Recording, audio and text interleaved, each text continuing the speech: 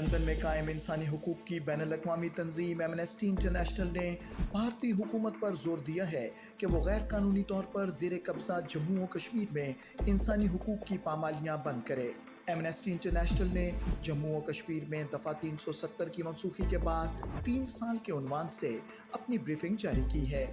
Briefing میں کہا گیا ہے کہ بڑے پیمانے پر سول سوسائٹی کے ارکان، صحافیوں، وکلاء اور انسانی حقوق کے علم برداروں کو خاص طور پر سخت انٹروگیشن، جبری سفری پابندیوں، نظر بندیوں اور جابرانہ میڈیا پالیسیوں کا سامنا ہے۔ عدالتوں اور انسانی حقوق کے اداروں میں ان اپیلوں یا انصاف تک رسائی کی ان کی کوششوں کو روکا گیا ہے۔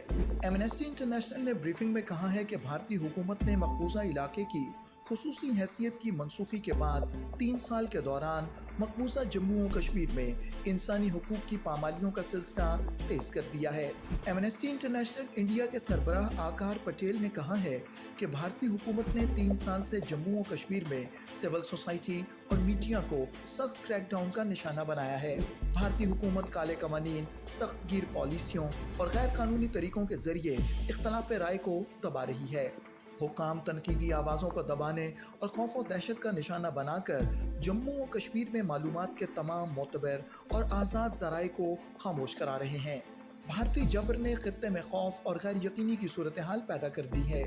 ایمنسٹی انٹرنیشنل نے اپنی رپورٹ میں اگست 2019 سے صحافیوں اور انسانی حقوق کے علمبرداروں کے خلاف کریک ڈاؤن کے کم از کم 60 واقعات ریکارڈ کیے ہیں۔ ایمنسٹی انٹرنیشنل نے قابض حکام کی طرف سے ہراساں کیے جانے والے کشمیری صحافی کا حوالہ دیتے ہوئے کہا ہے کہ جموں و کشمیر میں آزادانہ صحافت کی قیمت بہت زیادہ ہے۔ ایمنسٹی انٹرنیشنل نے کہا ہے کہ 2020 کی نظر ثانی شدہ میڈیا پالیسی اور 2021 کی فلم پالیسی کی منظوری کے بعد بھارتی حکومت کو مقبوضہ علاقے سے آنے والی معلومات پر مکمل کنٹرول حاصل ہے۔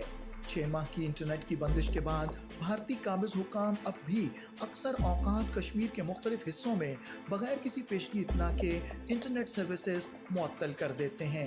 بھارتی حکومت کی طرف سے رواں سال کشمیر پریس کلب کی اچانک جبری بندش پہلے سے پابندیوں کے شکار میڈیا کے لیے ایک بڑا دھچکا تھا۔ ایمنسٹی انٹرنیشنل کے مطابق گزشتہ 3 سال کے دوران صحافیوں، انسانی حقوق کے کارکنوں اور ماہرین تعلیم سمیت کم از کم 6 افراد کو درست سفری دستاویزات ہونے کے باوجود بیرون ملک سفر سے روک دیا گیا، جو کہ شہریوں کے آزادانہ نقل و حرکت کی آزادی کی صریح خلاف ورزی ہے۔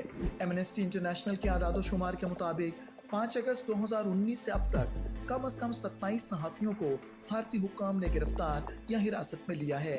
فہد شاہ، آصف سلطان اور سجاد گل سمیت کئی صحافیوں کو متعدد بار گرفتار کیا گیا۔ انہیں پہلے ایک قانون کے تحت گرفتار کیا گیا۔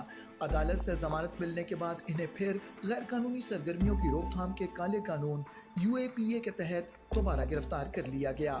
جنوبی کشمیر کے ایک وکیل نے ایمنسٹی انٹرنیشنل کو بتایا کہ 2016 کے بعد سے انسداد دہشت گردی کے قوانین کے بڑھتے ہوئے استعمال کی وجہ سے لوگوں کے لیے ضمانت کا حصول مشکل بنا دیا گیا ہے۔